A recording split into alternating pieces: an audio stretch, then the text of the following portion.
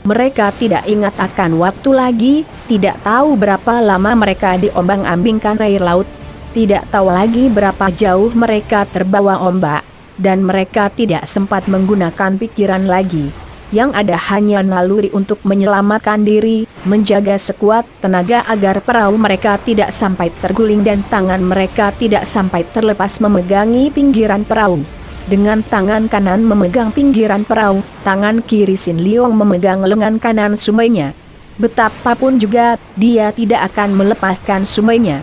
Suat Hong yang biasanya tabah dan tidak mengenal takut itu, sekali ini menangis dengan muka pucat dan mata terbelalak.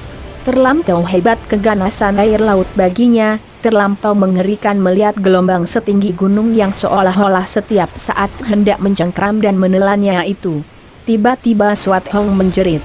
Segulung ombak besar datang dan menelan perahu itu. Mereka gelagapan karena ditelan air, kemudian mereka merasa betapa perahu mereka dilambungkan ke atas. Bruk! Keduanya terpental keluar, akan tetapi masih saling bergandeng tangan. Cepat Sin Leong menyapu mukanya agar kedua matanya dapat memandang. Ternyata perahu mereka telah dilontarkan ke sebuah pulau kecil yang penuh batu karang. Sebuah pulau yang menjulang tinggi akan tetapi hanya kecil sekali, merupakan sebuah batu karang besar yang menonjol tinggi. Sumoi, lekas, kita naik ke sana. Sin Leong tidak mempedulikan tubuhnya yang terasa sakit semua, membantu sumainya merangkak bangun. Pipi kanan dan lengan kiri Suat Hong berdarah, akan tetapi gadis itu pun agaknya tidak merasakan semua ini. Tersaruk-saruk dia dibantu Suh Engnya merangkak dan menyeret perahu ke atas, kemudian mereka melanjutkan pendakian ke atas puncak batu karang itu dengan susah payah. Akhirnya mereka tiba di puncak batu karang dan apa yang tampak oleh mereka dari tempat tinggi ini benar-benar menggetarkan jantung. Air di sekeliling mereka. Air yang menggila, bergerak berputaran, gelombang yang dahsyat menggunung, suara yang gemuruh seolah-olah semua iblis dari neraka bangkit. Batu karang besar, atau lebih tepat disebut pulau kecil dari batu itu tergetar-getar, seolah-olah menggigil ketakutan menghadapi kedahsyatan badai yang mengamuk. Tidak tampak apa-apa pula selain air dan kegelapan, kadang-kadang diseling cahaya menyambar dari atas, seperti lidah api seekor naga yang bernyala-nyala. Oh! Suat Hong menangis dan cepat dipeluk oleh Suh Engnya. Tubuh darah itu menggigil, pakaiannya robek-robek. Tenanglah, tenanglah, Sumoi. Sin Leong berbisik dan pemuda ini mengerti bahwa bukan hanya sumoinya yang disuruhnya tenang, melainkan hatinya sendiri juga. Pengalaman ini sungguh dahsyat dan tidak mungkin dapat terlupa selama hidupnya.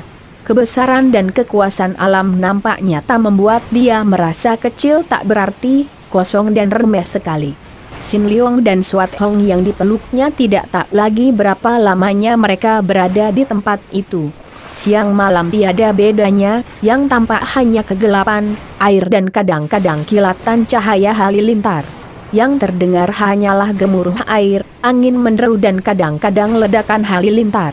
Tidak memikirkan dan merasakan apa-apa, yang ada hanya takjub dan ngeri. Di luar tahunya dua orang itu, mereka telah berada di Pulau Batu Karang selama sehari semalam. Akhirnya badai mereda, badai yang ditimbulkan oleh ledakan gunung berapi di bawah laut. Kegelapan mulai menipis, akhirnya tampak kabut putih bergerak perlahan meninggalkan tempat itu.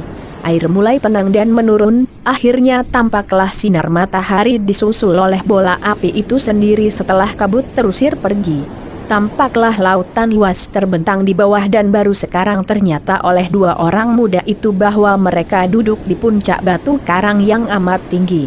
Suat Hong mengeluh, baru terasa betapa penat tubuhnya, betapa luka-luka kecil dari kulitnya yang lecet-lecet, dan betapa haus dan lapar leher dan perut. Sumoi, badai sudah mereda. Mari kita turun. Itu perahu kita. Untung tidak pecah, kata Sin Leong dan dia menggandeng tangan sumainya, menuruni batu karang. Perahu mereka tidak pecah, akan tetapi layar dan dayungnya lenyap. Sin Leong mengangkat perahu itu, membawanya turun ke bawah. "Mari kita lekas pulang, Sumoi. Biar ku dayung dengan kedua tangan." Suat Hong duduk di dalam perahu, mengeluh lagi dan berkata penuh kegelisahan. "Bagaimana dengan Pulau Es? Badai mengamuk demikian hebatnya, Su Heng. Aku tidak tahu, mudah-mudahan mereka selamat. Maka, kita harus cepat pulang." Dia lalu menggunakan kedua tangannya yang kuat sebagai dayung. Perahu bergerak, meluncur di atas air yang tenang dan licin seperti kaca. Sama sekali tidak ada tanda-tanda di permukaan air bahwa air itu telah mengamuk sedemikian hebatnya baru-baru ini. Tak lama kemudian Sin Leong mendapatkan dayung yang dipatahkan dari batang pohon yang hanyut di air. Agaknya pulau-pulau kecil di sekitar tempat itu telah diamuk badai sedemikian hebatnya sehingga pohon-pohon tumbang dan terbawa air. Setelah keadaan cuaca terang kembali, Sin Leong dapat menentukan arah perahu dan tak lama kemudian tampaklah Pulau Es dari jauh. Kelihatannya masih seperti biasa, sebuah pulau keputihan memanjang di kaki langit, berkilauan tertimpa sinar matahari. Hati mereka lega. Dari jauh kelihatannya tidak terjadi perubahan di pulau itu.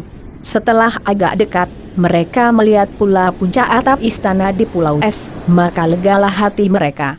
Hati Sin Leong mulai berdebar tegang ketika perahunya sudah menempel di Pulau Es. Keadaannya begitu sunyi. Sunyi dan mati. Tidak kelihatan seorang pun di pantai, bahkan tidak tampak sebuah perahu pun. Dan bukit-bukit es tidak seperti biasanya, kacau balau tidak karuan dan berubah bentuknya. Dengan hati tidak enak kedua orang muda itu berlari-lari ke tengah pulau. Makin ke tengah, makin pucat wajah mereka. Tidak ada seorang pun kelihatan, dan juga pondok-pondok yang biasanya terdapat di sana-sini, sekarang habis sama sekali. Tidak ada sebuah pun pondok yang tampak. Seolah-olah semua telah disapu bersih, tersapu bersih dari pulau itu. Auh! Suat Hong berdiri dengan muka pucat, kedua kakinya menggigil. "Mari kita ke istana, Sumoi." Sin Leong yang berkata dengan suara bergetar lalu menyambar lengan Sumoinya dan diajaknya darah itu lari ke dalam istana. Beberapa kali terdengar Suat Hong mengeluarkan seruan tertahan, dan Sin Leong juga kaget bukan main. Mereka seperti memasuki sebuah kuburan. Sunyi, kosong, dan tidak ada bekas-bekasnya tempat itu didiami manusia. Habis sama sekali, baik perabot-perabotan istana maupun manusia-manusianya. Tidak tertinggal sepotong pun benda atau seorang pun manusia. Habis semua. Kemanapun mereka lari dan berteriak-teriak memanggil, yang terdengar hanya gema suara mereka sendiri. Oh! Suat Hong tidak menahan himpitan perasaan yang ngeri dan berduka. Tubuhnya tergelimpang dan tentu akan terbanting kalau tidak cepat disambar oleh Sin Leong. "Sumoi!" Akan tetapi suara ini kandas di kerongkongannya dan tanpa disadari pula. Kedua pipi Sin Leong basah oleh air matanya yang mengalir deras menuruni kanan kiri hidungnya ketika dia memondong tubuh Sumoinya yang pingsan itu ke dalam kamar. Akan tetapi dia termangu-mangu ketika tiba di ambang pintu kamar yang terbuka. Karena kamar itu pun kosong dan bersih, tidak ada sebuah atau sepotong pun perabotannya, terpaksa dia merebahkan tubuh Sumoinya di atas lantai. Dan dia sendiri merebahkan kepala di atas kedua lututnya sambil menangis terlampau hebat peristiwa yang dihadapinya. Pulau Es telah disapu bersih oleh badai. Bersih sama sekali sehingga agaknya tidak ada seorang pun manusia yang tertolong.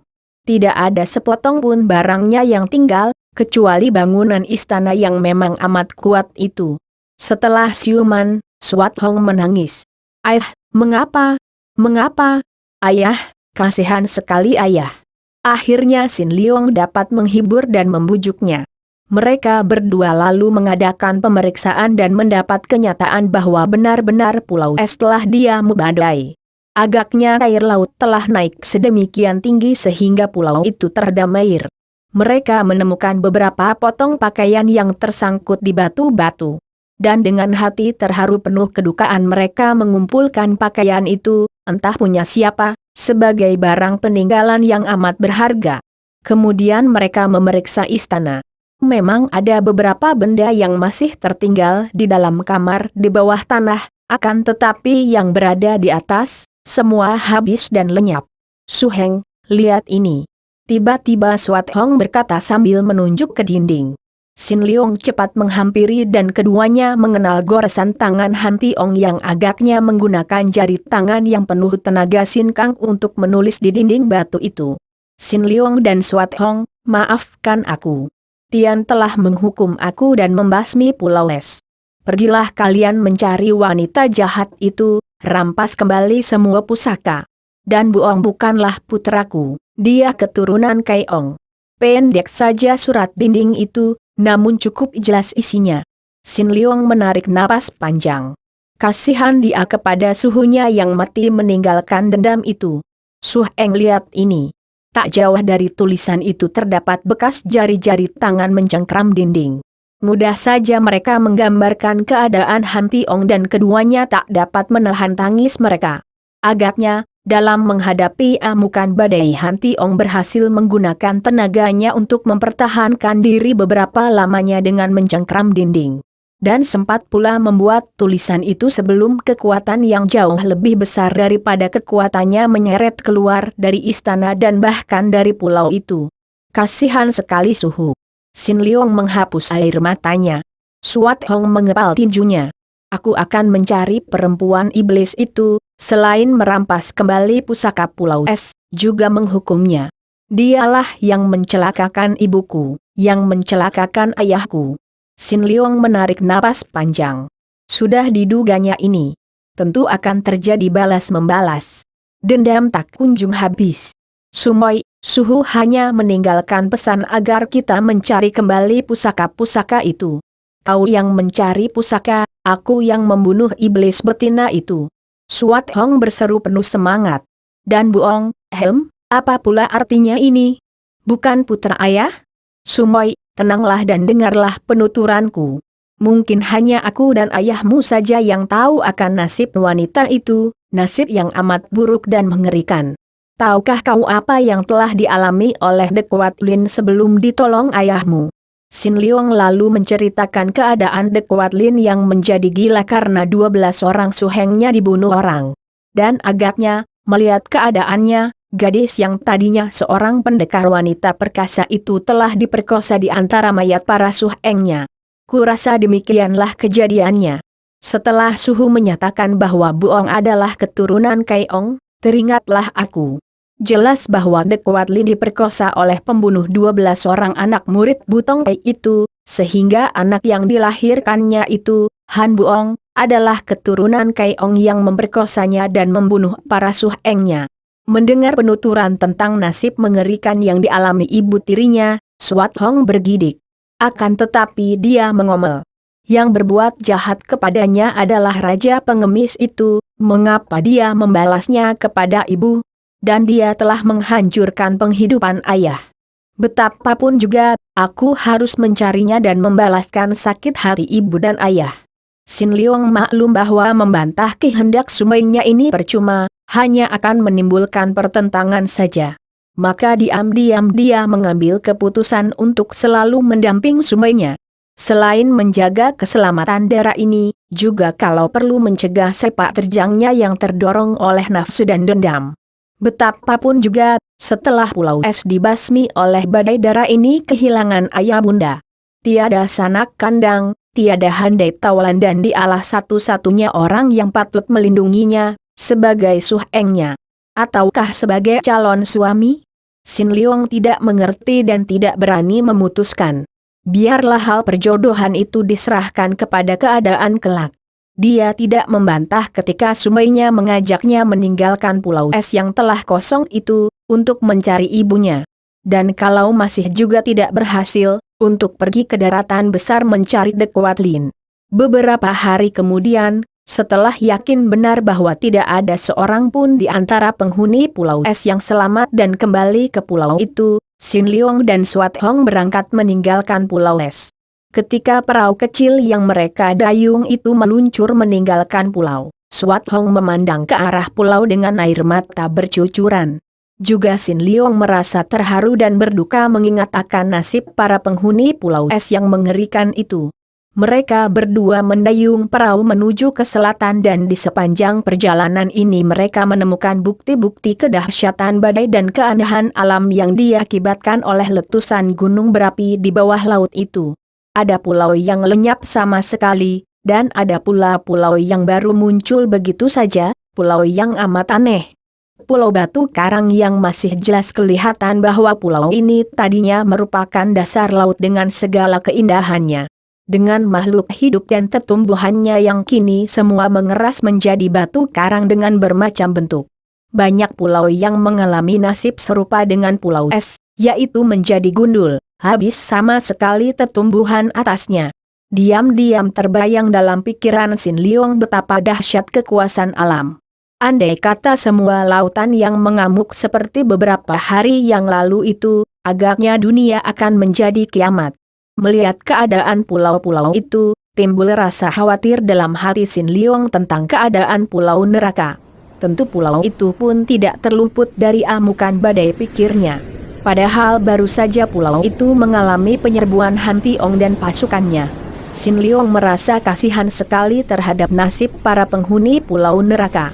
Apakah pulau itu seperti juga Pulau Es, disapu bersih dan seluruh penghuninya terbasmi habis? Agaknya ibumu tidak berada di antara pulau-pulau ini. Beberapa hari kemudian setelah merasa mencari dengan sia-sia, Sin Leong mengemukakan pendapat. Bagaimana kalau kita mencari ke utara lagi? Siapa tahu kali ini kita berhasil, dan kita dapat juga bertanya ke pulau neraka kalau ibumu ke sana. Agaknya engkau sudah rindu kepada Soan Chu, Su Heng. Sin Leong mengerutkan alisnya. Sumoy, kau cemburu lagi? Wajah Dara itu menjadi merah. Aku hanya berkata sewajarnya. Sudahlah.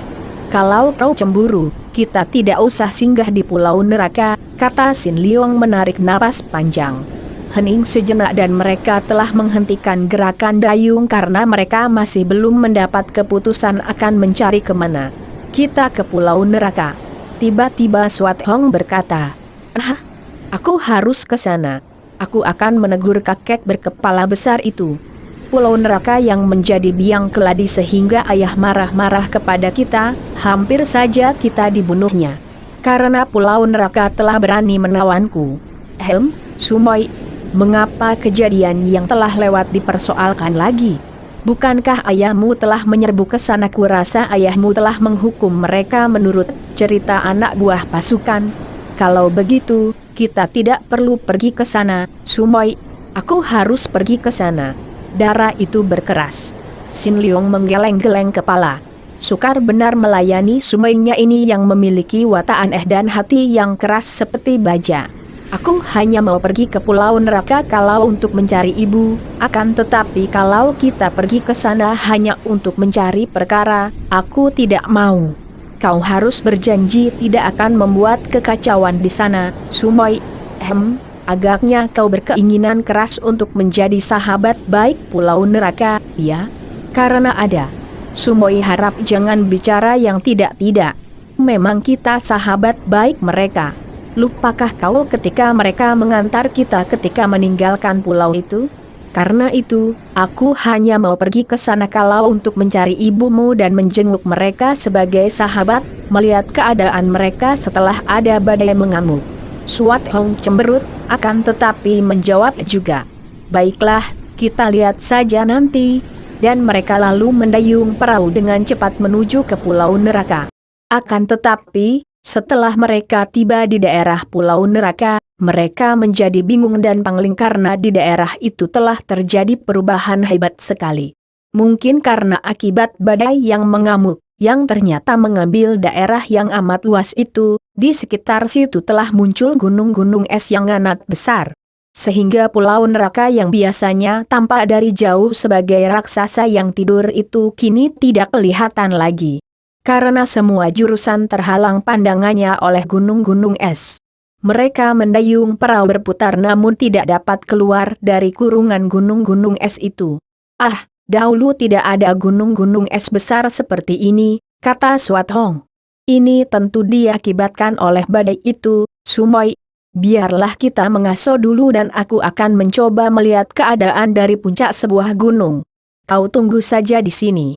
Perahu itu menempel pada sebuah bukit es yang tinggi dan Sin Leong meloncat ke daratan es. Kemudian dia menggunakan ilmunya berlari cepat, mendaki gunung es itu untuk melihat dan mengenali daerah itu dari atas puncaknya yang tinggi. Tiba-tiba terdengar suara gerangan keras sekali yang mengguncangkan seluruh gunung es itu. Sin Leong terkejut dan dengan cepat dia menoleh untuk melihat apa yang mengeluarkan suara seperti itu. Dari jauh tampak olehnya seekor beruang besar sedang menggerakkan kedua kaki depannya ke arah burung-burung yang menyambar-nyambar di atasnya. Burung-burung nazar burung botak pemakan bangkai yang besar-besar berterbangan di atas beruang itu dan menyerangnya dari atas sambil mengeluarkan suara pekik mengerikan.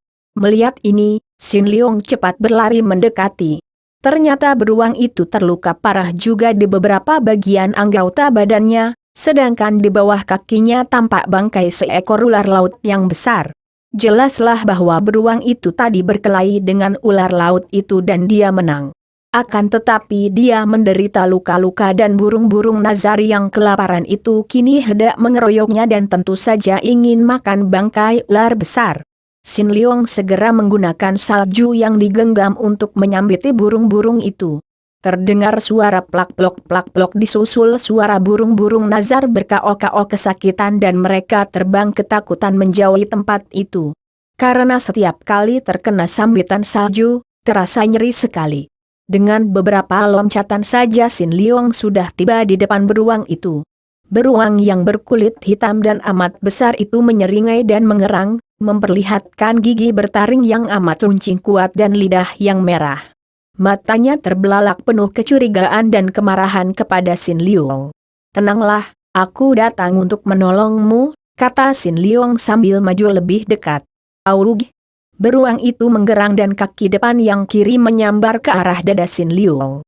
Melihat betapa telapak kaki itu berdarah, Sin Leong mengelak dan cepat menangkap pergelangan kaki depan itu. Kiranya telapak kaki itu tertusuk tulang dan masuk amat dalam. Agaknya dalam perkelahian melawan ular laut, beruang itu mencengkeram tubuh ular dan sedemikian kuatnya dia mencengkeram sampai tulang punggung ular patah dan menusuk ke dalam daging di telapak kaki depan itu. Sin Leong segera mencabut tulang itu. Darah mengucur deras dan dia segera membalut dengan saput tangannya. Beruang itu kini tidak marah lagi. Agaknya dia cerdik dan dapat mengerti bahwa orang yang datang ini bukan musuh, bahkan menolongnya. Kaki depan yang terluka itu kini tidak nyeri lagi dan tentu saja, karena yang membuat dia tersiksa rasa nyeri tadi adalah karena tulang yang menancap itu. "Coba ku periksa, apalagi yang perlu ku obati?" Sin Leong berkata dan dia memeriksa luka-luka di tubuh beruang itu. Ada sebuah luka di tengkuk yang membengkak. Taulah Sin Leong bahwa luka ini cukup berbahaya. Kalau tidak lekas diberi obat yang cocok akan dapat membahayakan nyawa beruang itu. Aku harus mencarikan daun obat untuk luka-lukamu," katanya. Lupa bahwa beruang itu tentu saja tidak mengerti apa yang dia katakan. "Heh, Su Heng, ada apakah?" Tiba-tiba terdengar teriakan dari atas. Sin Leong menoleh dan melihat sumoinya turun berlari-lari cepat sekali. Setelah dekat, beruang itu menggerang dan memandang Suat Hong dengan marah. Binatang buruk!" Suat Hong memaki. Dia terluka cukup berat, akan tetapi dia menang berkelahi melawan ular laut itu. "Lihat, betapa besarnya ular itu, Sumoi. Beruang itu kuat sekali. Aku harus mengobatinya sampai sembuh." Suat Hong mengerutkan alisnya. "Perlu apa menolong binatang buas seperti itu, Su Heng? Membuang-buang waktu saja." Dia tidak buas lagi, Sumoi lihat betapa jinaknya. Dia pun makhluk hidup yang perlu kita tolong. Aku merasa kasihan kepadanya, Sumoi. Wah, kau lebih mementingkan dia. Hei, ada apa engkau? Tiba-tiba Sin Leong berteriak melihat beruang itu menggereng-gereng dan menarik-narik tangannya, seolah-olah hendak mengajak Sin Leong pergi dari situ. Beruang itu makin keras menggereng dan makin kuat menariknya. Diam-diam Sin Leong kagum bukan main. Tenaga beruang ini luar biasa besarnya, dan kiranya dia hanya akan dapat menandingi tenaga raksasa ini kalau dia menggerakkan sinkang sekuatnya. Akan tetapi tiba-tiba dia mendapat firasat tidak baik melihat sikap beruang itu, maka disambarnya tangan Sumoinya dan dia berteriak, "Awas, Sumoi! Mari pergi!" Dia menghendaki demikian, entah mengapa Sin Leong memegang erat-erat lengan Sumoinya dan membiarkan dirinya diseret oleh beruang itu. Binatang itu mengajaknya setengah paksa berlompatan dan berlarian ke gunung es yang lain yang berdekatan. Baru saja mereka melompat ke atas gunung es lain itu, tiba-tiba terdengar suara keras dan gunung es di mana mereka berada tadi telah pecah berantakan menjadi keping-keping kecil. Kiranya gunung es itu ditabrak oleh gunung es yang lain dan hal ini agaknya telah diketahui oleh si beruang tanpa melihat datangnya gunung es yang tak tampak dari situ. Ternyata binatang itu hanya diperingatkan oleh nalurinya yang tidak ada pada manusia. Sin Leong berdiri dengan muka pucat, kemudian dia merangkul beruang itu. "Terima kasih kakak beruang. Kiranya engkau malah menyelamatkan kami berdua." Akan tetapi Swat Hong merasa tidak senang. "Su Heng, mari kita segera pergi dari sini. Tempat ini amat berbahaya. Lihat, gunung es tadi hancur dan itu kelihatan dari sini perahu kita. Untung tidak hilang. Marilah, Su Heng. Nanti dulu, Sumoi. Aku harus mencarikan daun obat untuk mengobati luka-luka di tubuh beruang ini." Perlu apa? Kita bisa celaka di sini. Sumoi, dia telah menyelamatkan nyawa kita." Begitukah engkau pun tadi telah menyelamatkan nyawanya ketika kau mengusir burung-burung nazar itu, bukan? Aku melihat dari jauh. Berarti sudah terbalas semua budi, bukan? Marilah, Su Heng. "Tidak, Sumoi. Kita tinggal di sini dulu sampai aku selesai mengobatinya." Swat Hong menjadi marah. "Agaknya kau lebih sayang beruang betina ini daripada aku." Sumoi akan tetapi Swat Hong sudah berlari pergi, berloncatan di atas pecahan is dan menuju ke perahu mereka. Meloncat ke dalam perahu dan mendayung perahu itu pergi dari situ. Sin Leong menjadi bingung dan hampir membuka mulut menegur, akan tetapi karena maklum bahwa hal itu percuma saja, dia membatalkan niatnya. Nguk. Beruang itu mendengus-dengus dan menciumi kepalanya. Enci, kakak perempuan, beruang, betapa sukarnya menyelami watak wanita. Aku telah membuat hatinya kecewa dan marah. Akan tetapi bagaimana hatiku dapat tega meninggalkan kau yang terancam bahaya maut oleh lukamu. Sin Leong lalu mengajak beruang itu mencari daun. Karena perahu sudah dibawa pergi Swat Hong, maka terpaksa dia mencari pulau yang masih ada tetumbuhannya dengan jalan berloncatan dari batu es lainnya. Dan kalau jaraknya terlalu jauh, beruang itu menggendongnya dan membawanya berenang ke batu es lainnya. Atau kadang-kadang Sin Leong menggunakan sebongkah es yang mengambang sebagai perahu, didayung dengan tangannya yang kuat. Akhirnya, setelah melalui perjalanan yang amat sukar, dapat juga dia menemukan pulau yang masih ada tetumbuhannya, dan di pulau kecil itu, mulailah dia mengobati luka-luka beruang itu sampai sembuh. Pada suatu hari dia melihat sebuah perahu kosong terbalik mengambang tidak jauh dari pulau. Dia merasa girang sekali.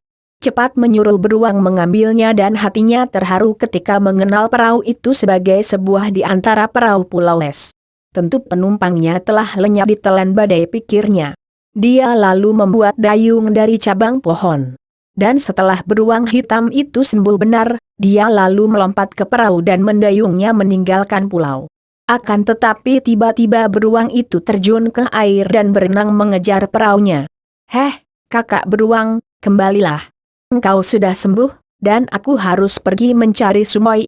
Nguk. Beruang hitam itu mengeluarkan suara mengeluh dan mukanya seperti orang menangis. Sin Leong tersenyum. Kau hendak ikut, iya? Nah, loncatlah ke atas. Seolah-olah mengerti arti kata-kata Sin Leong, beruang itu lalu meloncat ke dalam perahu. Kini mukanya kelihatan berseri. Matanya bersinar-sinar dan lidahnya terjulur keluar seperti sikap seekor anjing yang kegirangan.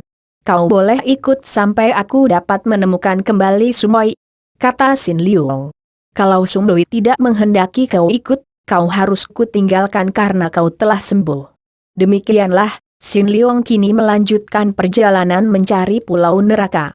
Dari puncak sebuah gunung es, dia dapat melihat dari jauh dan kini dia tahu di mana letaknya pulau neraka. Beruang yang kini menggantikan tempat Swat Hong menjadi temannya berlayar itu kelihatan girang sekali ketika perahu meluncur dan binatang ini telah jinak benar-benar. Setelah kini dia mengenal kembali keadaan dan tahu di mana letaknya pulau neraka, perjalanan dapat dilakukan dengan cepat. Setelah dekat dengan pulau neraka, dia menyaksikan suatu yang membuatnya terheran dan merasa tegang.